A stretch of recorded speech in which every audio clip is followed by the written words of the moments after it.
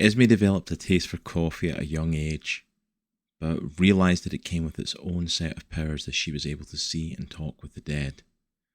Now, as an adult, that power has continued to grow, and her love of coffee may also have brought a little bit of romance into her life as well. This is Crema.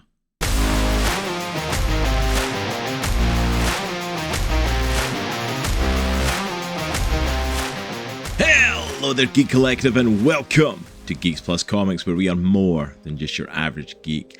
I, of course, am your host for today, Cross, and thank you for joining me as we check out the Comixology original, Crema. Crema was a book that was released on Comixology in digital format in 2020, but later managed to get a physical release published through Dark Horse Comics. So massive shout out to them. I think this is possibly the first Dark Horse book we have actually reviewed here on the channel, so I'm super excited for that one. And thank you as well for joining us on what is, at the end of Pride Month, the second of our Pride special comic reviews. Excuse me, if you missed our first special where we looked at Young Men in Love, New Romances, I'll put a card up in the corner where you can click on that and go and check out that amazing book. But when I was looking for books that I could cover as part of Pride Month, that were something that was really important to cover, I wanted to find really good books that had good LGBTQ representation and from creators. It was hard trying to find stuff that had come out recently that really caught my eye at first. But the first book that really did was this one. Crema really caught my eye, and I want to share the description of it that stood out to me. It said, Esme, a barista, feels invisible, like a ghost. Also, when Esme drinks too much coffee, she actually sees ghosts. Yara, the elegant heir to the coffee plantation, is always seen, but only his eyes for Esme. That grabbed me, intrigued me enough to go and check it out. I went in, bought the book, and I was thoroughly surprised by what I've seen. So I am really happy to be sharing that with you and to bring this book to your attention. Before we dive into Crema today though, make sure to go and do all the usual YouTube stuff. If you are enjoying the content here, please hit that like button and go down and hit that subscribe button so you don't miss out on any future content from us. And also, liking and commenting really does help us out. As a small channel, it really helps us grow. And if you've not subbed yet, please do so. Help us reach that 200 subscriber level. We are just a couple of subscribes away and we would greatly appreciate it. Also as well, if you're enjoying the content, you can also check us out over on our Patreon, where you can get early access to all of our comic book, tabletop and gaming videos, as well as amazing exclusive content over there for as little as $2 a month. But with all that said, that's everything I need to get out of the way, so let's dive on in. This is Crema. Crema is written by Johnnie Christmas, with artwork by Dante, Luiz, and lettering from Ryan Ferrier. Our story begins with a young girl, Esme, lying in bed, wide awake. She's scared to go to sleep, as she's scared that if she drifts off, then she's going to be swallowed up by the monsters that lurk in the dark. She decides that her best course of action is to drink sleep away, with coffee. Lots and lots of coffee. Esme did this for a number of nights until one night, when she'd had a little bit more coffee than usual. Her teeth began to chatter, and she could feel her heart beating in her chest. And then, it happened. All of a sudden, the unseen world became seen to Esme, and standing right in front of her was a ghost. Esme freaks out, drops her coffee mug, and lets out a massive scream. We then jump to the present day. A now adult Esme is living in Brooklyn, New York, and is woken up at 5 AM by her phone going off.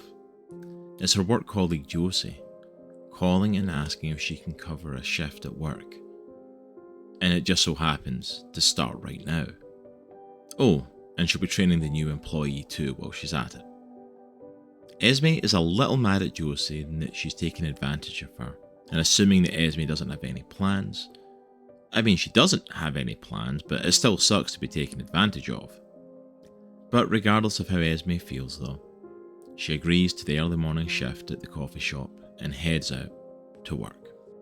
At the coffee shop, Esme takes the time to painstakingly walk the newbie through the creation of a coffee.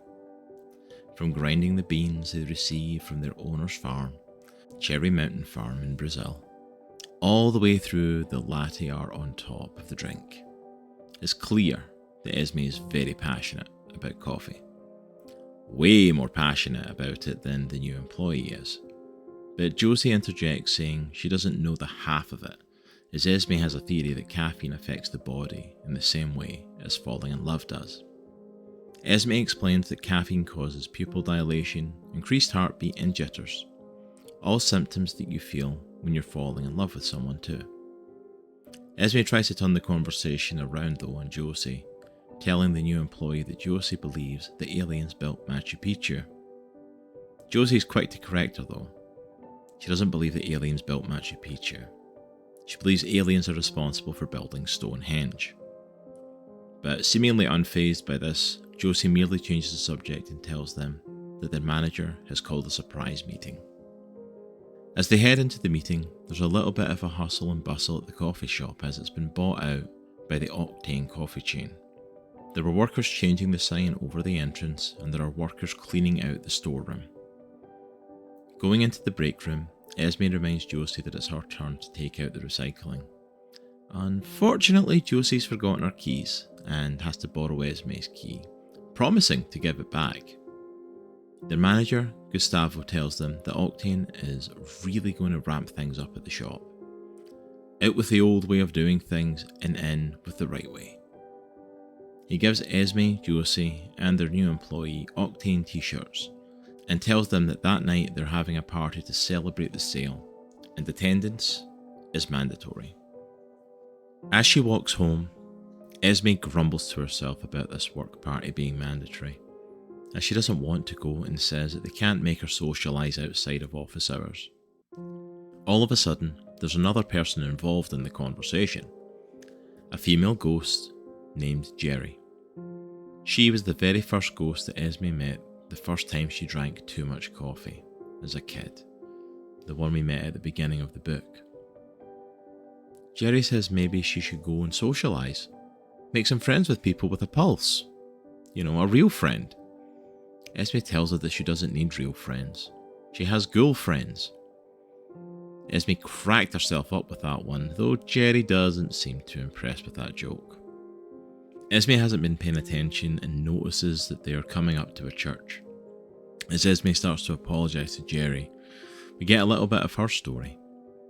She had been a TV star in an awful show where she was a supernatural detective.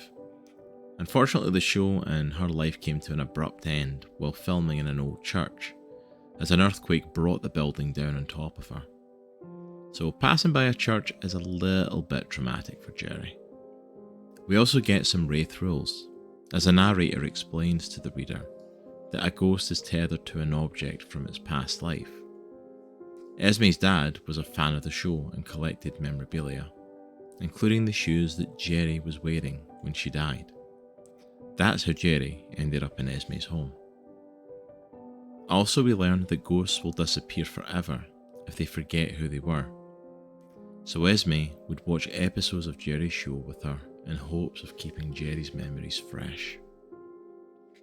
After a long walk home and getting wet when a car drove past and splashed her, Esme is ready to get changed and curl up in her bed. But when she reaches into her pocket, she remembers. She gave her keys to Josie, and just like she was worried about, she never got them back. So it looks like she's going to have to go to that mandatory party after all and get them back. Esme makes it to the party, and her only intention is to find Josie, get her keys, and leave. All as quickly as possible.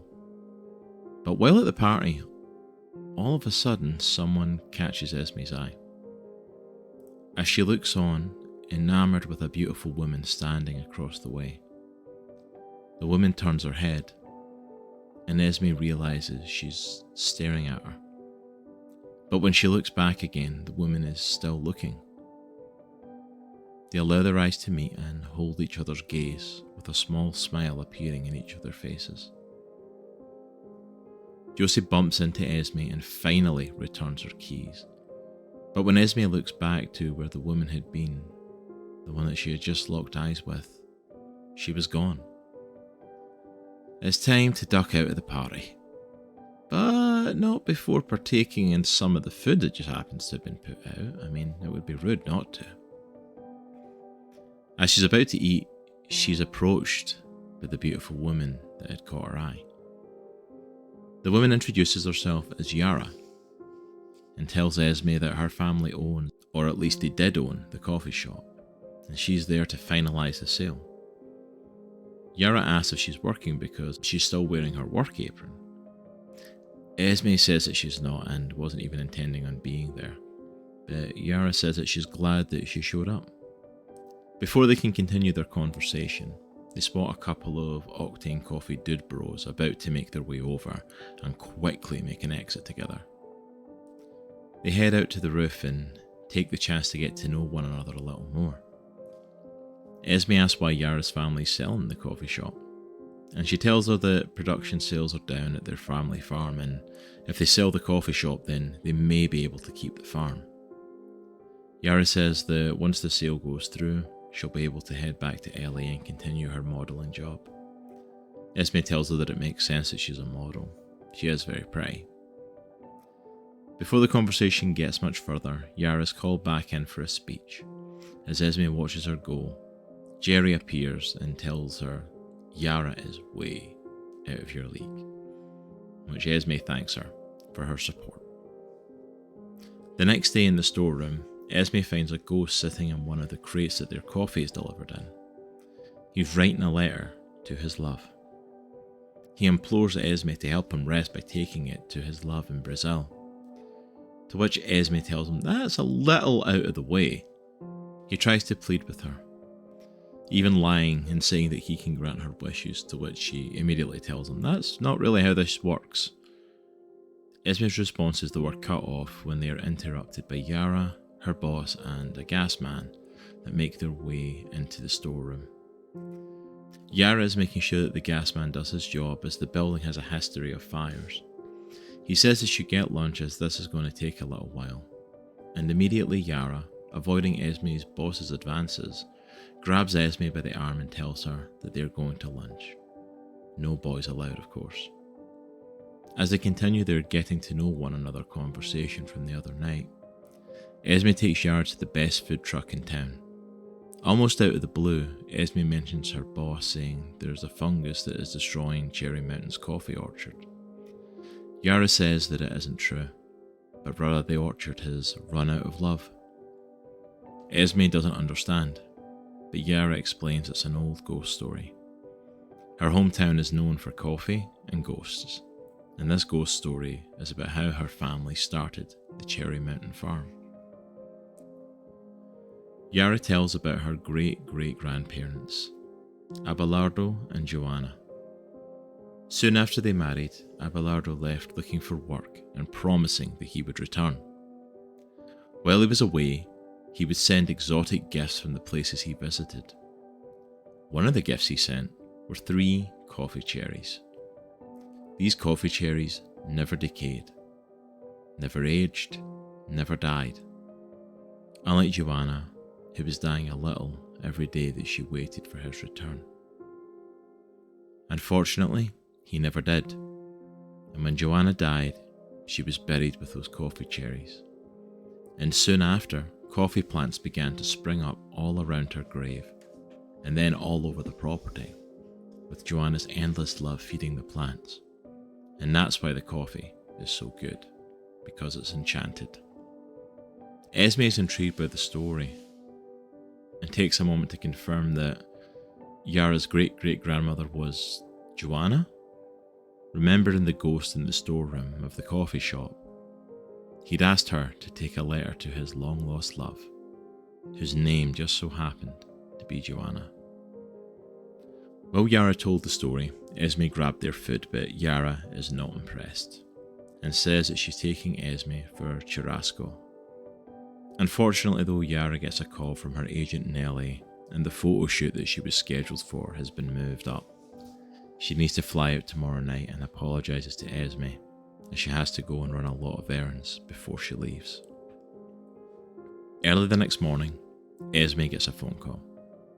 She expects it to be Josie calling her to come cover a shift again and begins to chew her out, when all of a sudden Josie tells her to get to the coffee shop as something has happened. Esme rushes down to the coffee shop and finds the building is ablaze. Esme is ready to run into the burning shop to try and save whatever she can, but Jerry stops her, telling her not to, as it isn't safe. Hours after the coffee shop fire, Esme is walking around depressed, really not coping well with what has happened.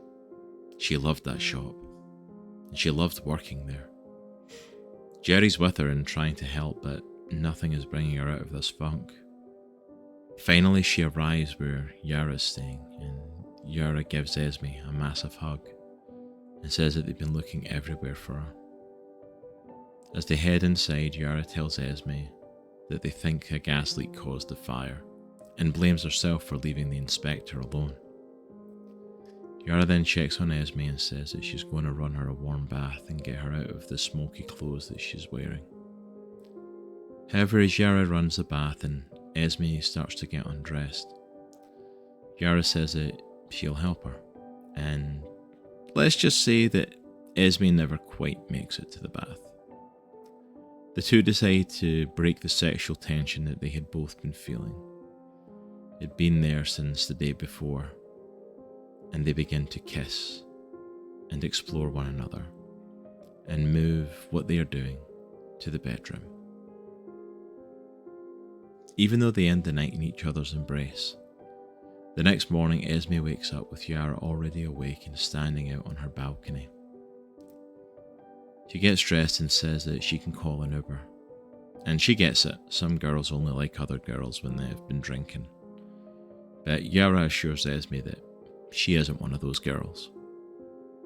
Esme realises that if Yara's here then she's missed her flight to LA, the one for her photo shoot, but Yara tells her that she's cancelled it. The coffee shop burned down and her family's coffee farm is dying. She should be in Brazil, so that's where she's heading. Yara asks what Esme will do, and she has no idea. The coffee shop was her life, and now she's really not sure what to do. So Yara invites her to come with her to Brazil, to her family's farm. As Esme and Yara share a gaze and a smile, we end the first chapter of the book, staring through the flames that destroyed the coffee shop, and see a ghostly figure, the one Esme had spoken with a few days ago, staring out of the front window of the shop with a smile on his face. So there you have it. That is Crema Chapter 1. And yes, we are stopping at Chapter 1. I'm not taking it any further. The book is out in its entirety. There are 3 chapters to it, so there is a Chapter 2 and a Chapter 3 as well. It is a complete story, which you can pick up on Comixology or pick up from Dark Horse in its physical form. I'll put the links for those down below. So if you want to see what happens in the story, go and check it out.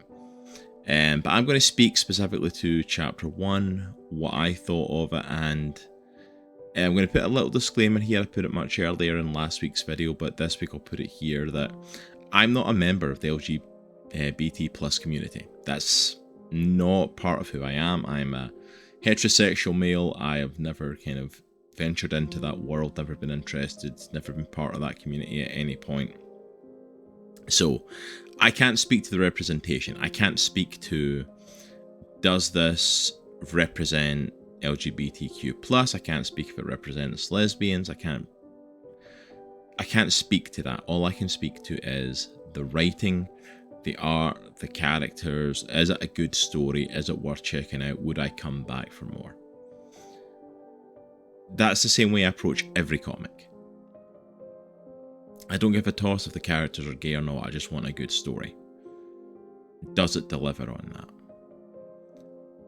And the honest truth is, this is a really good book. This is a really well written story. This is a really engaging story. Johnnie Christmas has done an amazing job with this. He's absolutely phenomenally written this. He's perfectly entwined this slice of life kind of just story along with a ghost story. And in chapter 2 and 3, I feel like the ghost story will become more prevalent. Because the honest truth is, for the most of chapter 1, it's a slice of life story, and the thing is, it works. Like, it's cool that there's a ghost story and ghost elements to it, and like, you know, Esme drinks too much coffee, she can see ghosts and ends up becoming friends with one of them. Jerry's a good friend of hers, and but the main chunk of chapter 1 is Esme and Yara. As Esme's love for the coffee shop, is wanting to work there, this being her life, her meeting Yara and their relationship kind of blossoming, and how they both respond when the coffee shop is burnt down. Like, even to the end of this chapter of like, why don't you come to Brazil with me? It's like, it's this blossoming relationship. It's the story of Esme's life and how she got to this point, of how their lives have become interconnected through this coffee shop, because her family owns the coffee factory that supplies it and owns the shop that sells the coffee. And Esme works there, and they happen to meet at a party that Esme wasn't even going to go to. It is a very cute slice of life story. And it's also just got enough of that supernatural element just to give it that little something different. You know, like she's seeing sea ghosts and stuff, and we see Jerry, and the truth is, apart from Jerry, so far there's not been other ghosts apart from the ghost that she sees in the storeroom at the coffee shop, which turns out that is actually the great-great-grandfather of Yara, the person that she was telling the story about, of her grandmother getting these like coffee cherries, and when she died they grew, and that became the plantation that they made the coffee from. Like, he's part of that story. Like, apart from that ghost story, him showing up, and Jerry, like, there's barely any to it, but it's just enough to tie it into this slice of life where it's like, this isn't a horror story, this isn't a ghost story, not in the typical sense of it. But I absolutely adored it. I think the characters are well written. Esme is really well put together. Yara gets to play that very woman of mystery, femme fatale that she sees in the night sort of character that Esme just falls for and they connect with, yet you somehow also still feel connected to her when the story goes on, and you start to feel Esme's world, and you start to connect with Jerry, who's her best friend, and you start to feel these characters out. And then even at the end, like, I've totally forgot his name, but the ghost that she meets in the storeroom, the great-great-grandfather, even at the end of the first chapter, him looking through, like, the smoke and the fire of the coffee shop and just looking outside, like, you get the hint he started the fire in order to try and get this letter to his lost love who's in Brazil, because now Esme is going to go to Brazil. It's almost like you understand why he's done it, but there's an almost like villainous tone to it, just the way he looks out of the shop. And it's like, all the characters are so intriguing. And then also as well, I have to speak on the art. Let me just double check. Dante Luiz, phenomenal art style here. He does the art and the colouring to it, and great art style, very, I don't want to say cartoony, but it's definitely reminded me of some of those like 90s cartoon vibes a little bit, where it was just everything looked just a little rough, but intentionally rough where it added to the story. Intentionally rough where, like, this is part of the story. And the colouring, everything looked just a little off. Everything was a kind of light brown or a grey or muted colours, which just felt like it vibed with the coffee shop feel. I don't know why, but like a story that surrounded coffee, like it felt like it fit. And it just added to the story. It wasn't trying to be big and bold, and out there and attention grabbing. That's not the purpose of it. It was very much in the moment, in this world, and it just, everything about it just vibed in a certain way. And 100% for this comic, I would highly recommend checking out Crema. I would highly recommend checking it out. It was very enjoyable. It was a very enjoyable read. I really enjoyed going through the story. I really enjoyed getting to put the script together for this one. It was definitely worth it. So if the book sounds like it's up your alley, if you're into ghost stories, if you're into slice of life stories, if you want to see representation of a lesbian couple at the beginning of the romance, then definitely go and check this out. I don't think you'll be disappointed. Like I said, I'll put the links down below. Go check out the full story. Let me know what you think in the comments. Have you enjoyed what I've talked about for it? Have you read it yourself? What did you think of the other issues? Put it all in the comments down below. I would love to hear your thoughts. But honestly, I think that's it for me for today. This is the end of Pride Month. It's the last day of Pride, so happy Pride Month to all of the LGBTQ plus community that is out there, all the geeks that are part of the LGBTQ plus community. Thank you so much for your love and support, and I hope you've enjoyed the last couple of videos, and I hope it's represented your community well. But we'll be back to regularly kind of scheduled stuff. I don't know what our next reviews are going to be specifically at this point, but I'm going to go have a look at them right after this. But thank you so much for hanging out with us and spending some time with us. We greatly appreciate it. Hope you all have an amazing end of Pride Month and a happy July as it's right on the horizon. And remember, it's a good week to be a geek. Take care. We'll see you all next time. Peace.